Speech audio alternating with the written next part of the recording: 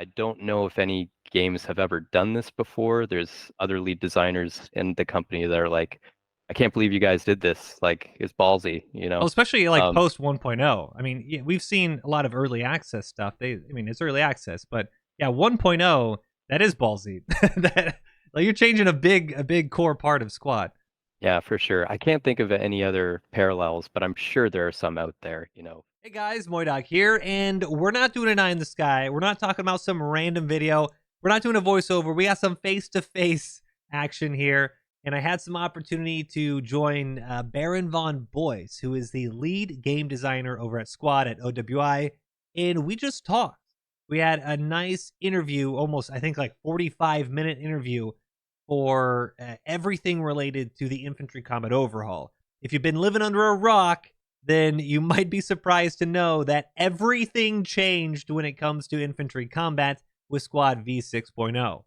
To say that everybody loved the update would be lying. To say that everyone hated the update would also be lying. To say dead game because of ICO would be flat out false. But it is true that there were some very vocal parties on both sides when the playtesting of the ICO was going on, and especially when it was finally implemented. A lot of questions, I think, important questions were brought up, but obviously people were emotional. This is a developed game past 1.0 that is fundamentally changing the combat experience, the infantry combat experience. Like 90% of your game in your firefights has now changed because of ICO. So I kind of scoured the Discords, the Reddit, the Steam reviews, chatted with some other just people in the community, and I tried to come up with some good questions to ask Baron. The like, why now? It's 2023. Why are you doing ICO now? Did you really want to make it so people are having noodly arms and they can't fire their weapon properly? Like, is that okay?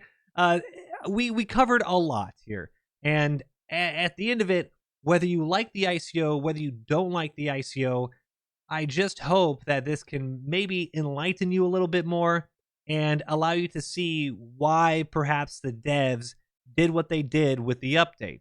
I know I learned a lot of stuff. Obviously, as a squad partner, I get to know some things, but this was all very new to me as well. And I just thank Baron for spending the time to chat because it was an awesome interview, and I think it's going to answer a lot of y'all's questions. So enjoy. If you have any questions, further questions, maybe pop them down in the comments below. Subscribe for more, and we'll see you in the next one.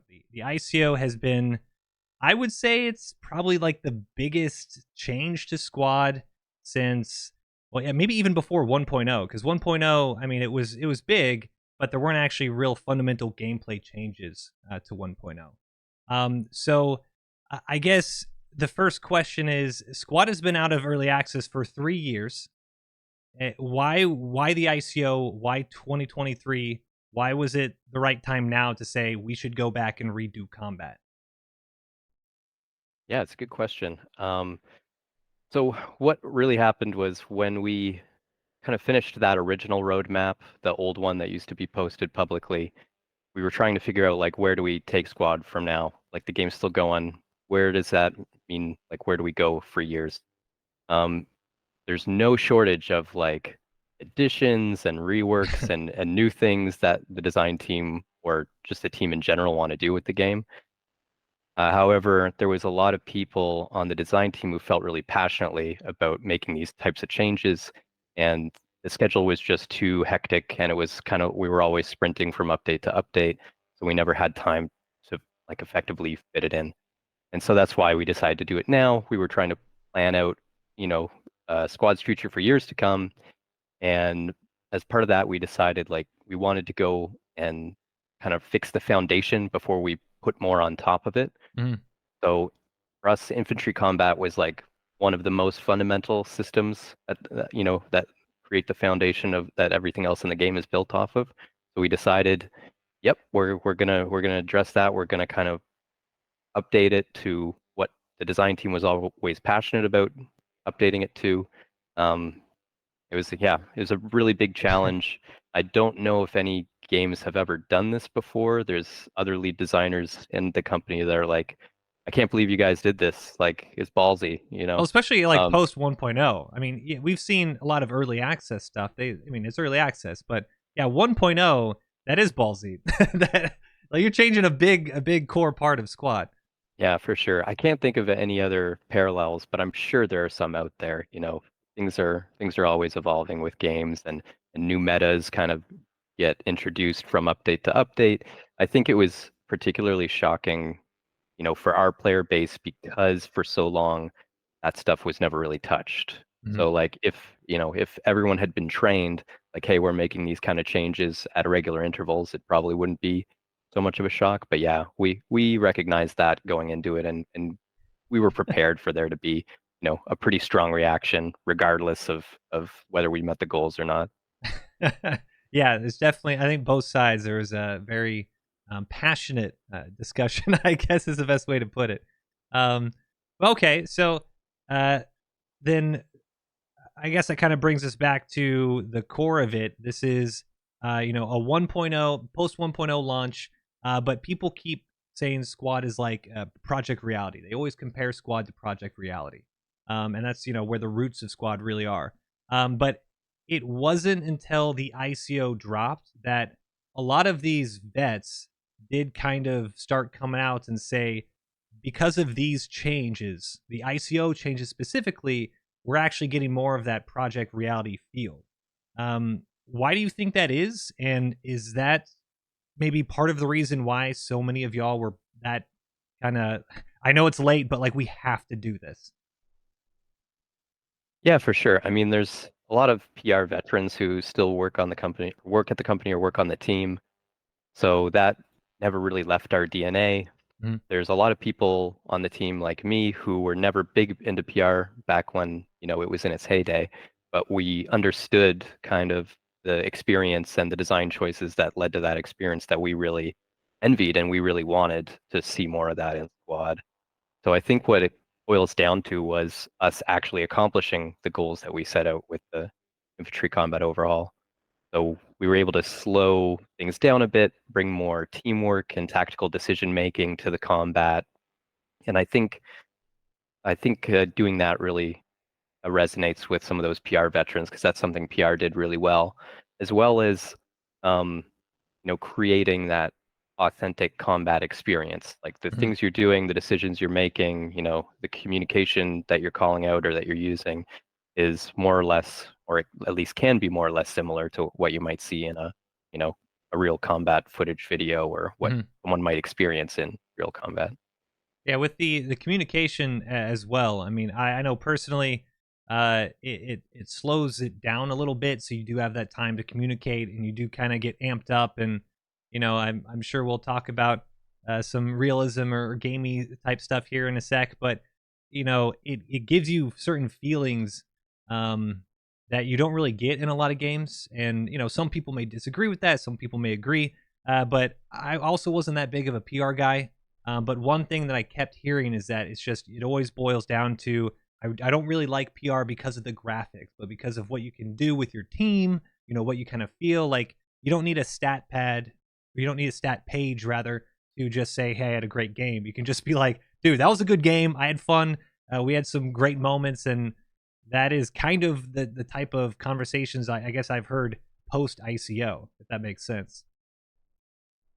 Yeah, yeah, for sure. And I mean, you know, it was a really emotional time on the release for a lot of the designers who were worked on ICO, right? Because things were pretty divisive, at least, you know, in public facing platforms like Discord and Reddit and that kind of thing. But Reddit we and do, Discord divisive? No way.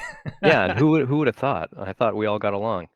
But yeah, so you know, when we see those posts or those videos though where people are like, "Oh man, you know, this felt like a real firefight," or Mm, you know, they're talking about those things that we nailed with the update, you know, it's really encouraging to see that. And you know, for the people who aren't happy, you know, we see and we hear that too. mm, And you know, it's an ongoing iterative process, so I think there's still rough edges that need to be smoothed out, and that's mm. something we'll continue to do.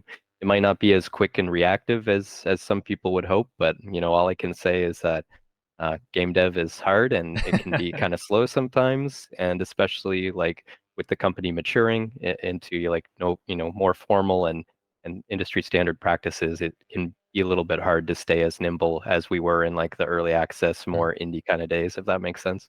Yeah, you're like a real company now. You're not just a group of modders. Yep, uh, I say that as someone who is a modder. Yes. yeah, it's true, true. Okay. So there's some parts of Squad kind of in this vein that it's like Squad can be very realistic, super realistic. I keep saying, and I've said since I first started playing the game, the audio of Squad is probably the best in the genre.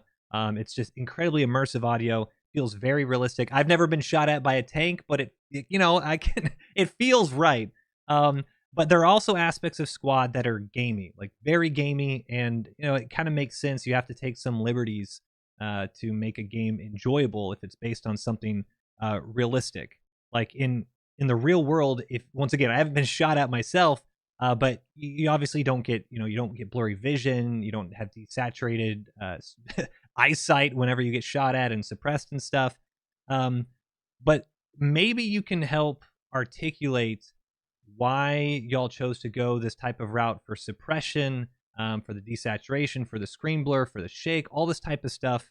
Why were those mechanics implemented? And additionally, now maybe a couple months later, have those results of the mechanics been what you wanted? Yeah, for sure. Um, so I think the key word to focus on when we're talking about this kind of stuff is authenticity. And I've seen people in the community who also completely get this, and I've seen the explanation I would give almost posted verbatim in places like Discord or Reddit or on some people's YouTube videos. But yeah, so we focus on authenticity. So that doesn't mean everything is going to be 100% realistic. Like we're not Mm. trying to be a simulator. So the whole game is going to be made up of a combination of mechanics that might be, very true to life and some that might not be true to life, as long as they create that authentic experience we're going for. So like with suppression, for an example, like you said, when you get shot at in real life, your vision doesn't go blurry and you don't get desaturation in your field of view or whatever. Um, but what we're trying to represent is like the fear that a real person has when they get shot at. Mm. What happens when you get shot in real life is you're instinctually like, I need to get away from this because, one wrong move and I'm going to Mm. lose my life. And that's a very, very punishing outcome. So in the game, we can't really represent that unless we, had a really, really punishing outcome. So you can kind of look at different games that might have a really punishing outcome, like Tarkov or PUBG or something, Mhm. like where there's way more stakes to Yeah. the character losing their life, or maybe even Arma to some extent, depending on what kind of scenario you're running. And it's like if you get taken out, you might be gone for good, or it might Yep. take you hours to get back to the front line.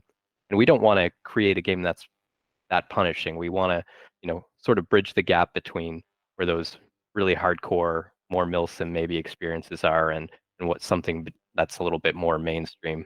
Mhm. So even though we can't recreate that here, what we can do is incentivize the player or encourage them to behave in a similar manner as you would.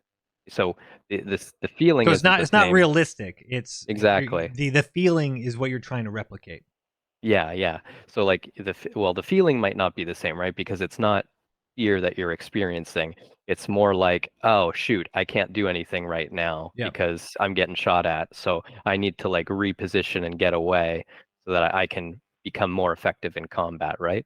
And that's kind of similar to how you might react if you're getting shot at in real life. You're like, I want to get away. I need to move somewhere else where they're not watching and try to engage them. Mhm. And someone put it in one of their reviews that I really liked is like it's an unrealistic input, but you get a realistic output. Mm, So yeah. it's like, those mechanics, that blurriness, all that, the weapon sway, the aim punch or whatever, that's like an unrealistic input, but it gets you to behave as you would similarly as if you were fearing for your character's life. So it's like a realistic output. Yeah, so Um, so has that knowing that y'all that's the output y'all wanted, have you seen that? Like, does the data how do you gauge that from a developer standpoint? aside from just people maybe posting in Discord, hey, I like it, no, I don't like it. Like, how do y'all gauge that? Yeah, it's a good question. We definitely think we accomplished our goals. I think you can see that through, especially eye in the sky camera videos, right, where you can see it Hey. actually play out.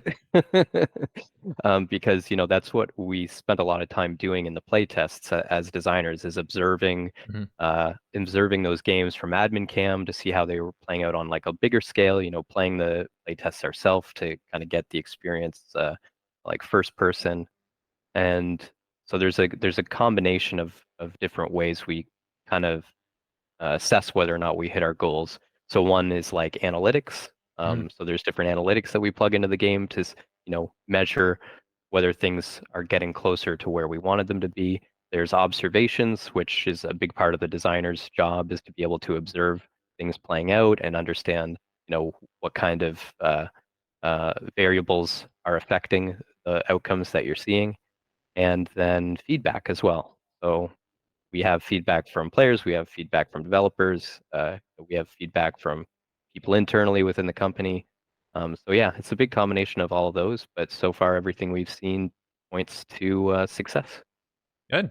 That's yeah, it is a little I guess from the outside looking in, we just see Discord, we just see Reddit, and at certain times it can really just feel like whoever shouts the loudest is gonna be right. So that is good to know that you guys are actually well, I guess technically you're not really playing the game all the time because but you're watching. You're making sure that the player movements and things are what you thought was going to happen. And do you still kind of even right now do you bounce around servers? Like how do y'all do that? Oh yeah, yeah. You're I, always I mean, watching. I can only speak for myself, but surely some of the server communities out I there know I could. see you from time to time in the potato fields. Yeah, So yeah, yeah. I'm sure some of the server owners can attest, or because when the developers join the game, the admins, they can see that we're a yeah. developer. They can see that we joined. So yeah, I bounce around to a lot of different servers. There's some that I prefer to stick on more than others, Mhm. but I try to get a pretty varied view. So I'll go to different language servers as well, kind of see how they play out. I'll go to newer Cool. servers. I'll go to older servers. That's good. Yeah, yeah. Each servers definitely have their own little meta from time to time and how they play. So that's good. Yeah, yeah, absolutely. And it's good, it's good that we identify that, because if you're just looking at one all the time, you're getting a really biased perspective. Yeah. Awesome. Um, okay, so kind of on the same line then, um, we're putting unrealistic inputs to get realistic or authentic outputs. Um, but people still think that taking away this control from the player, uh, I guess some people think it's really good. Like I like the fact personally, I like the fact that sometimes I can't make my player shoot straight. I know that might be a controversial opinion. I know some people want to just be laser beam all the time, John Wick. Um, I like that there's sometimes game elements that prevent that take the control away, and it really gets me in the moment. A lot of people feel as that is a hugely negative experience, and I don't want to say it kills the game because I think that's a little that's a little exaggerative, but some people really dislike that loss of control, and maybe you can speak a little bit more. I know you touched on it a bit on why you did it, but are you guys kind of good with this loss of player control? Do you think it's acceptable? Or are you yeah, maybe just speak a little bit more on the player control because I know that was a very big point in all the playtests. This is my player. I should be able to do everything all the time. Yeah, absolutely. I think both perspectives are valid, to be honest with you, because this is something that we do different, that not many other games do, and there's a combination of factors I think that play into that. One is that ever since like the dawn of first person shooters, that's just kind of how things have been, is just everything is really easy. And maybe that was just limitations of the technology at the time, but that just kind of evolved into what the norm is. And players are just become trained that they are always have this very high degree of control over Mm. their character. So anything they experience where control is taken away, I think that is gonna be difficult to adjust to, no matter what. And it was more or less present in our game before we made this change as well, right? So like I said, where we never really iterated on this kind of thing in the past, it's going to feel even extra Mhm. shocking if you've spent a lot of time with the game and just got used to the level of control you had. But it definitely was a intentional decision to take away a certain amount of control from the player because we identified that overall we think you need to not have 100% control over your character so that you rely more on your teammates, right? You can see that play out in different types of games as well, but we definitely executed on it in a way that we think is more authentic to the experience we're trying to deliver, right? Soldiers in combat aren't just running around like Call of Duty or John Wick. At least in the 99% cases, there might be a couple combat footage videos that kind of uh, might counter that point. But we're always trying to like achieve a balance between getting that experience and that gameplay, um, that teamwork-oriented tactical decision making a gameplay against the individual user experience. So Mhm. we don't want the player to have 100% control like more of the fast-paced uh, games do, but we also want to make sure we preserve the reliance on teamwork and those extended firefights that turn Mhm. into stories that are really cinematic. Um, and we'll continue to iterate to make sure that we get that balance right because I think things could feel better than they do now. Even if the ultimate output is the same, there's probably things we can do to kind of soften the edges of that gunplay and that individual player control experience. So yeah, we'll keep working on that. And the people who criticize it, you know, depending on what they're saying, they have a good point Mhm. uh, to a large extent. So yeah, it's something that we're going to continue to iterate on. Awesome.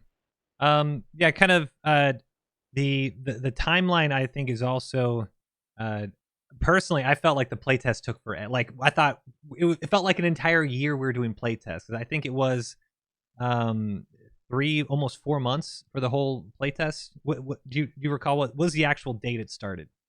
You Yeah, remember? that's a good question. I don't have the date, but it was definitely like about 3 or 4 months of play Yeah, it was testing. like all summer almost, right? Like yeah. Yeah. Um so some people say that with such a large change, this wasn't an appropriate amount of time.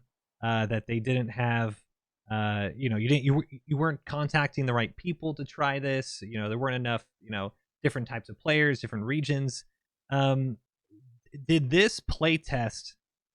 Did it take like longer than y'all thought it was going to take? I mean, this is I think from maybe one even 1.0 I can't think of almost like a longer playtest with so many public facing iterations and changes. It seems like it took forever. Was that kind of on your timeline or not? I think it definitely took longer than we were expecting, but at the same time, like we were really lucky because the participation we saw in those play tests just blew any standing record.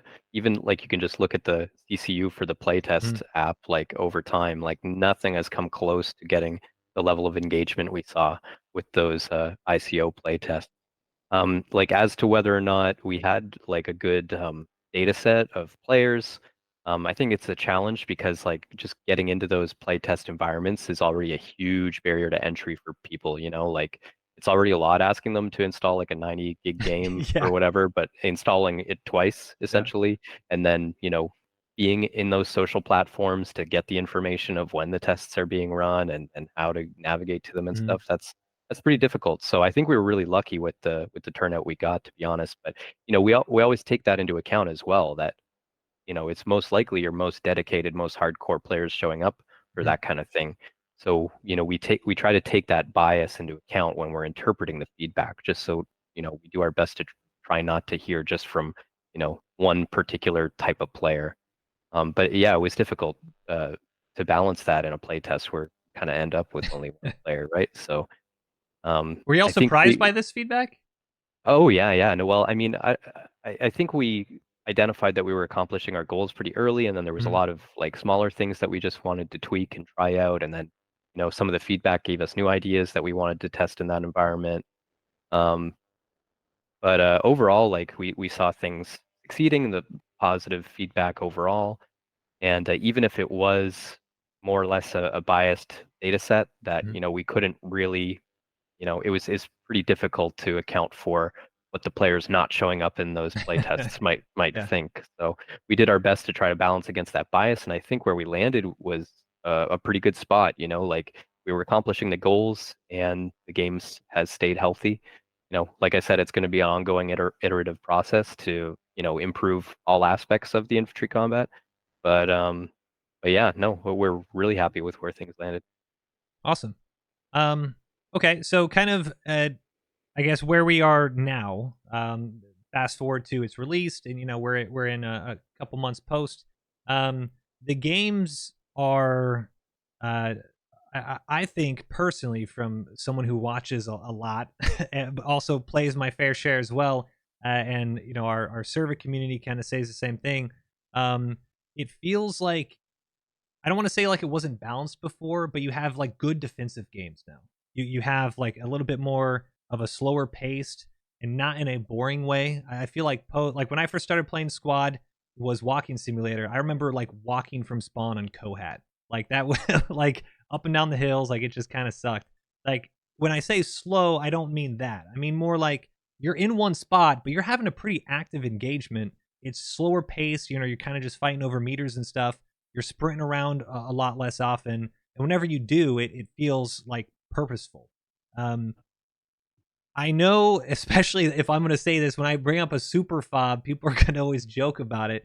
But one of the biggest complaints I've personally had, I know a lot of other people have had, and I think we even might have had conversations in the past, but a lot of these habs and fob emplacements have almost, I don't want to say they've never been important, but a lot of the times, if we're being honest, you just drop a radio, you drop an ammo crate and a hab, and you're good to go. Do you think ICO has helped bring? It doesn't have to be the super fob, but a little bit more of the, I guess, the tools that you give players. Do you think it's making those a little bit more important or relevant? Yeah, absolutely. Yeah. And yeah, we're not. And by the way, for the conspiracy theorists out there, we don't just follow MoiDawg superfob direction for decisions being made on the game. But yeah, no. In all seriousness, though, fobs and defensive placements have definitely become a lot more potent than they were before. To a certain degree, that was intentional because designers in the past, they were always struggling. Like, we have this cool Mm. fob building system, and there's no point. Like, no one uses them. So, when they added the camouflage netting to emplacements, that was part of what they were trying to solve that problem.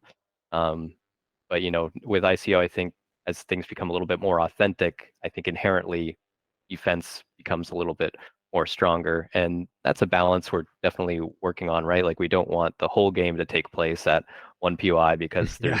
there's one big super fob that they just can't seem to crack. So we'll work on that balance. But yeah, I mean, being able to use those fob systems and uh, find value in using all those fortification deployables that no one ever really used before. Like for us, that's a positive. Mhm. There's other effects that we might work on, like how powerful those camouflage netting emplacements can be now,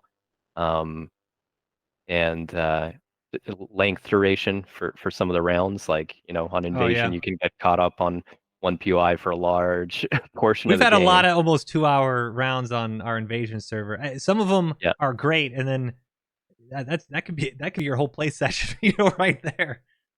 Yeah, exactly. So we're gonna try to smooth those edges out, those rough edges out. But overall, that's what we wanted to see, and I think those systems getting used more leads to like a good amount of emergence that Mm. happens now. Whereas like fobs before, it was it was an objective for players, but it was like, we just gotta proxy the hab, dig the top off, and Yeah. find the radio. Where now it's like, Jesus, oh my God, why are there so many fortifications? And Especially the you're 50 fighting. cals now, or the HMG bunkers. They used to be like, they would almost be suicide for the person on it. And Yeah. now it's if you got some good area of where you think people are, you can keep their heads down. You don't always instantly get headshot, which is a good thing. Oh yeah, yeah, exactly. And you can always tell when someone knows what they're doing depending on where they place a machine gun, by the way. It's just nothing drives me crazier when there's a heavy machine gun like looking down a hallway. I'm like, "Oh, come on, man. Come But on." they might come from there. You never Eh, know. I know, I know. Yeah. Well, it depends on the map, but I mean, if you have a good sight Oh, line, like create a beaten zone, man. Like, come yeah. on, it's perfect now to use that strategy. Oh man, yeah. The amount of dishkas I've seen in these like Al Basra buildings, you got four of them you can place, and they're all in one building. It drives me nuts, but yeah. Okay, that's Yeah. good. Well, at least they might have good sight lines in there from like the top floors of those skyscrapers. No, they're But facing inward. They're you know the ones we're yeah, talking about. just watching a single doorway. It's Yeah, it's right. like, oh my gosh, feels like an old like 90s game or something. Yeah, right. Okay, well, I guess that's a good also segue into like game modes. So we're just talking about invasion. You mentioned kind of want to smooth some rough edges, so you're not always just on one point, especially if it's, we don't want people. I personally, from time to time, a 2 hour round can be super fun, but I do also know you can get fatigued, especially if you're squad leading. You just kind of get burned and stuff. So, um, but like random advance and secure too, I've noticed there are a lot. Uh, you can still get your role from time to time. But whereas in the past, people would ask me, hey, what is an average game of squad? Like, how long does that take? I'd probably say around 40 minutes. Now it's probably closer to an hour. Um, is are we like just misbelieving this? Is this true? Are you guys seeing that too? Is that a good thing? Is that a bad thing? Is that just something you want to monitor? Yeah, absolutely. That's something that we observed pretty quickly after release as well. And I think just today or in the last 24 hours, someone posted on Reddit like a big analytical deep dive crunch on Oh, round really? blank with a bunch of data from a couple servers, and that was pretty cool. But yeah, more or less lines up with what we saw, which is exactly like what you're saying. Like invasion rounds are going, pretty frequently hour and a half, 2 hours, and RAS as well where it used to be about like 45 minutes is kind of what we aim for, is Hmm. probably closer to an hour now as well. So we're going to make adjustments for that. I mean, it's fine, but I think it's just a little too long for like what the average person has time for. So yeah, we'll try to get those averages back to around like 45 for RAS is what we aim Hmm. for, and about 1 hour for invasion is what we aim for. So I'll try to get it closer to that. Good. Yeah, that does seem like a I know personally, if I jump in the middle of a game, I want to play that one out, so that way I can get a full next game. But I also understand. I mean, trying to get a game in before maybe after your work or at night or whatever, all of a sudden you're turning into like a 3 hour play session just to see from beginning to end. That can be a lot to ask for.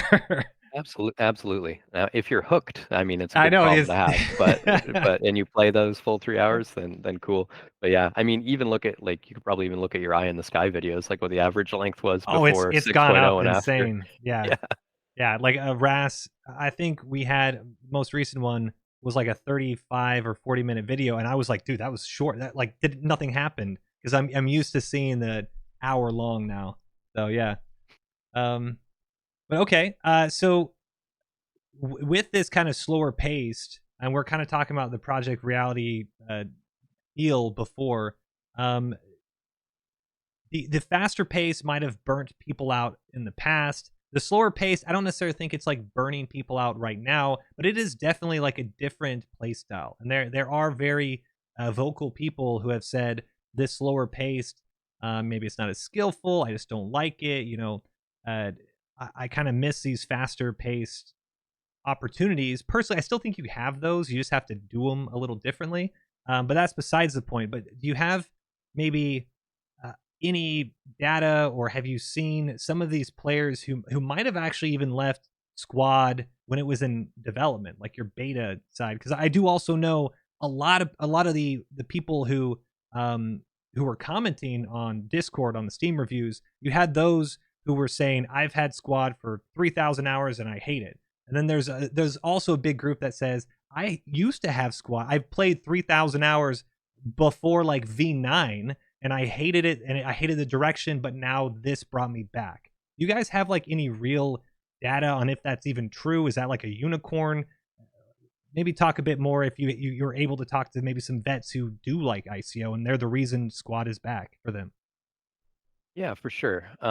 You touch on a bunch of things. So, you know, first and foremost, like we are humbled and like no words can express how much we appreciate how passionate some of our really long-term players are and how loyal they've been for really long time, going back all the way to like the earliest versions of early access.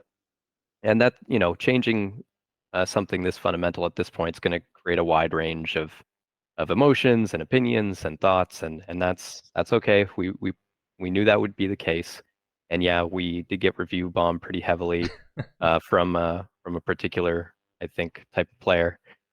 And our goal isn't to diminish like the positive experiences that people have and what makes this game really great. We still want to continue to offer fresh content and improvements and address any evolving needs that come out from over time. Or sorry, that like surface over time as the game develops.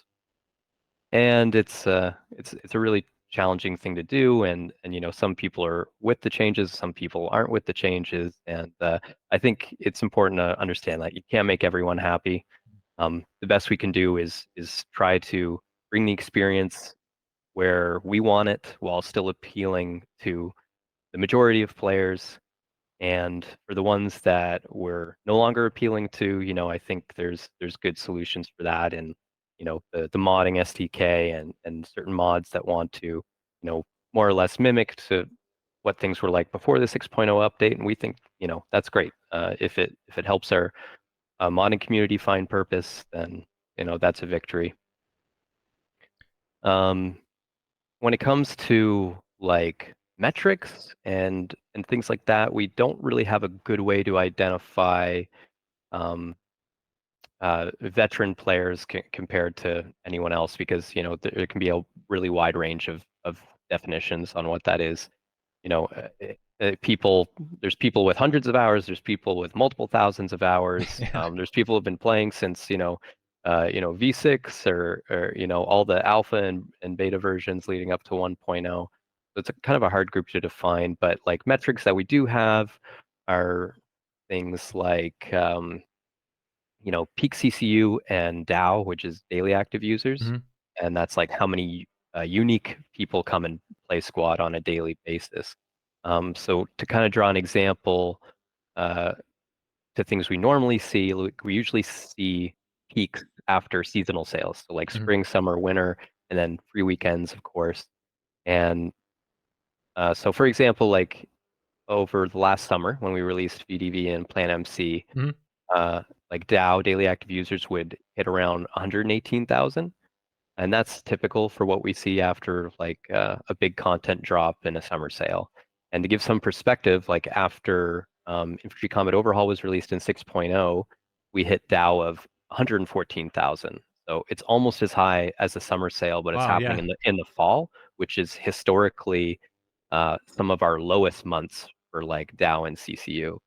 And CCU mimics that as well. So again, right after summer 2023, when we released VDV and MC, we hit about um, 18.5 thousand. And then in October, right after ICO, we hit 17.8. Mm. Um, so the numbers on their own are impressive. But they don't really mean a lot unless we can continuously sustain that, right? Yeah. So normally what we see is after a sale, you see Dow and CCU spike, and then they kind of trend down over time and kind of get back to that baseline. Mhm. Sometimes a little bit above, depending on if the update really succeeded in bringing more players into the game like longer term. And so after 6.0, or where we introduced Infantry Combat Overhaul, we saw those peaks sustain themselves for almost a whole month. So like over 100,000 unique players were coming back to play every weekend, and peaks were like around 17,000, 16,000. That's still really high. A couple weeks out after a release of Is this that kind of update. sustaining surprising? Did that surprise y'all? I mean, uh, on the design team, we felt really confident that these changes would be overall positive for the game. And of course, it's kind of really hard to prove that unless you have like very advanced metrics and data science and prediction models, right? So I think it was probably debatable, not just like from a community's perspective, but also internal perspective. Um, so we were pleasantly surprised, and then I think other people were just surprised. And so we continue to measure those like every day, like every single day. The project lead reviews like where a bunch of different metrics are, not just DAO and CCU, but Mhm. also including those ones. So we're constantly reassessing, and whenever we see trends either up or down, we try to react to them. Awesome. Okay.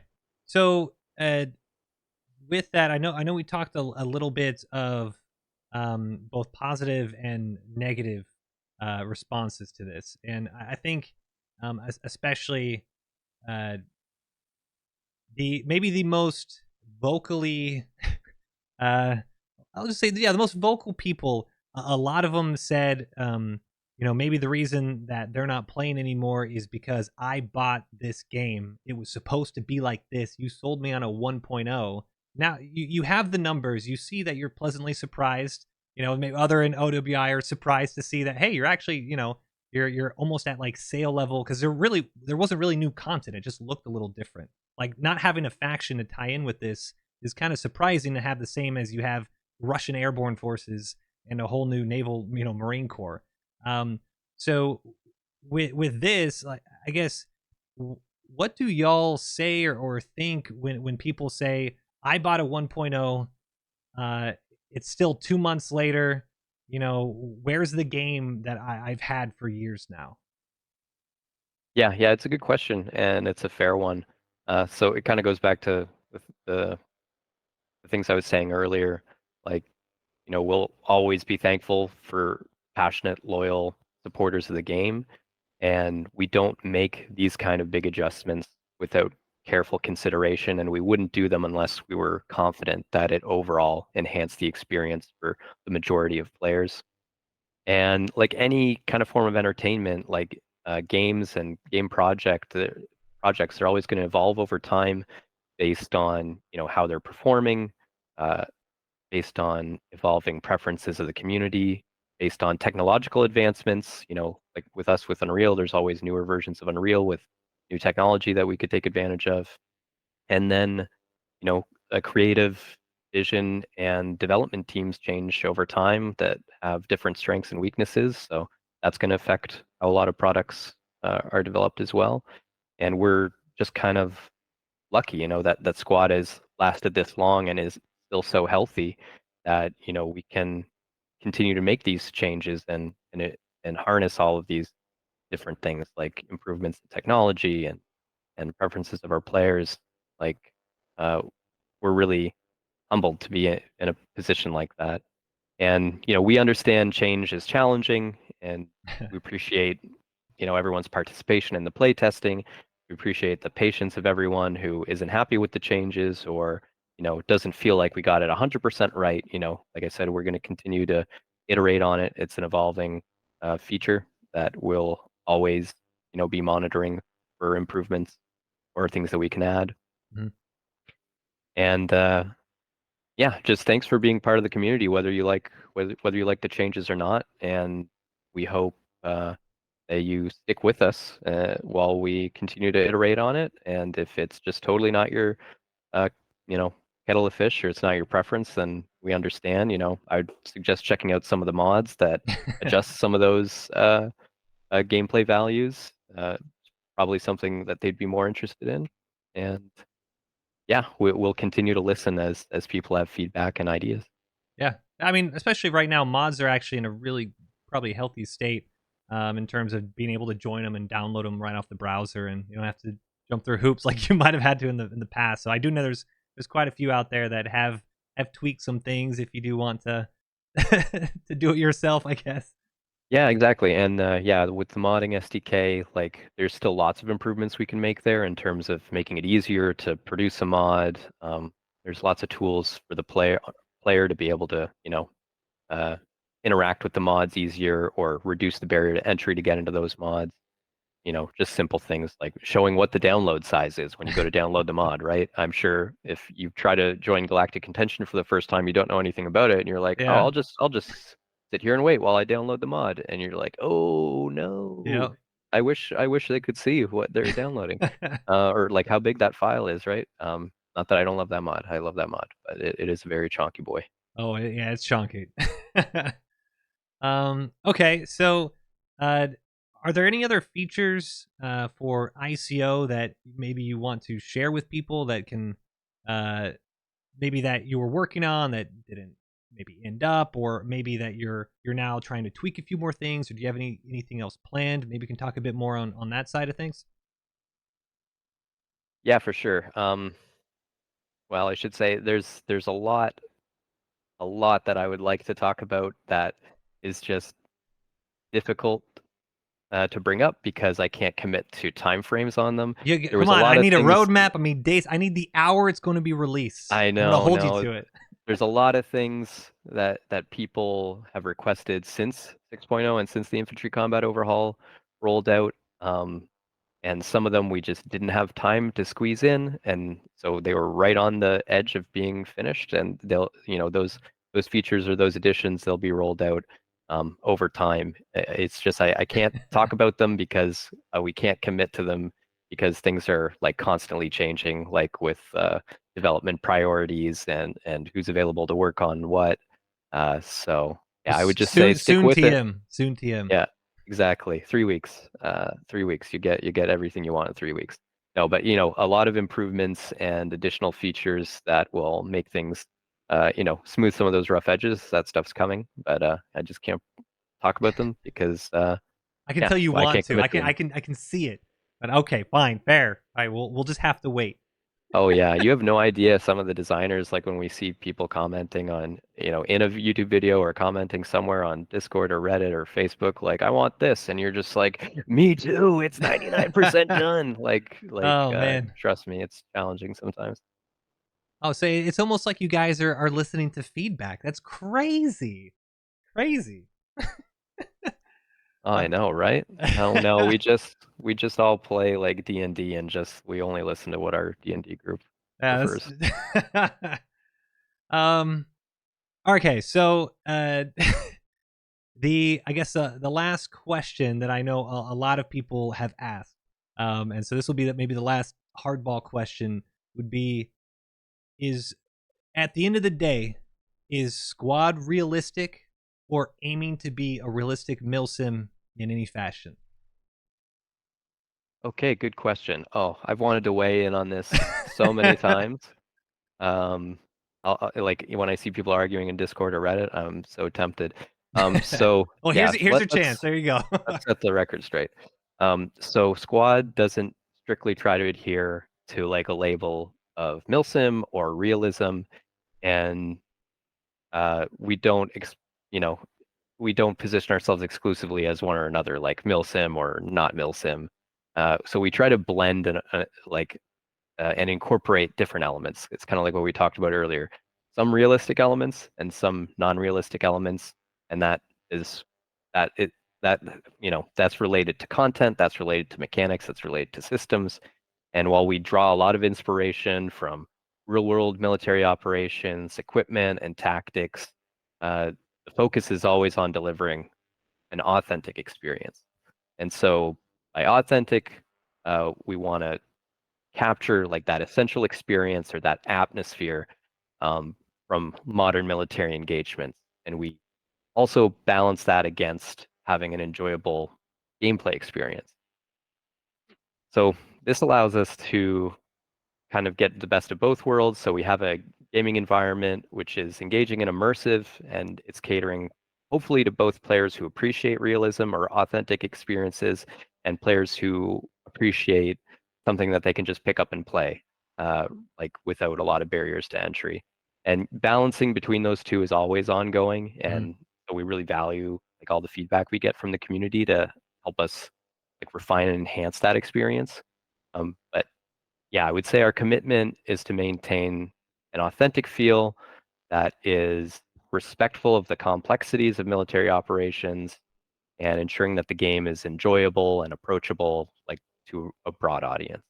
So that's where that debate is settled, hopefully. Okay, so both yes and no. So Yeah, if depending on how you look at it, I yeah. guess. Yeah, authentic military experience. Hopefully, we get the people who are interested in the realism Yeah. aspect. Hopefully, we get people who are just interested in having a good time Mhm. with teamwork driven and social driven kind of combat gameplay. Yeah. Yeah, I've always kind of called it like a diet milsim, but really, as you said, the authentic experiences that you're really going for. And honestly, with ICO, I've had a lot more of that. So personally, that's really just kind of bolded, underlined that part of Squad. So yeah, I think a lot of other people and numbers have definitely also, even some of the ones who are a little maybe uneasy at the start, I think they've come around with some of the crazy firefights and moments that I've had since ICO. So that's awesome. Yeah, hopefully.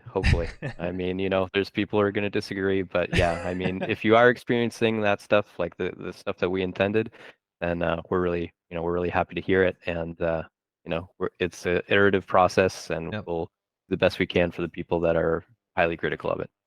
Awesome. So, with that, are there any last words you'd like to share with the community, whether it's about the ICO, its development, post ICO, or literally anything else when it comes to Squad? Yeah, so I said it a couple times, but you know, the passion, feedback, engagement, uh, that so many people in the community are willing to share with us. Like that drives Squad's continual growth and improvement. And we're always listening to feedback, even if you might not see us active.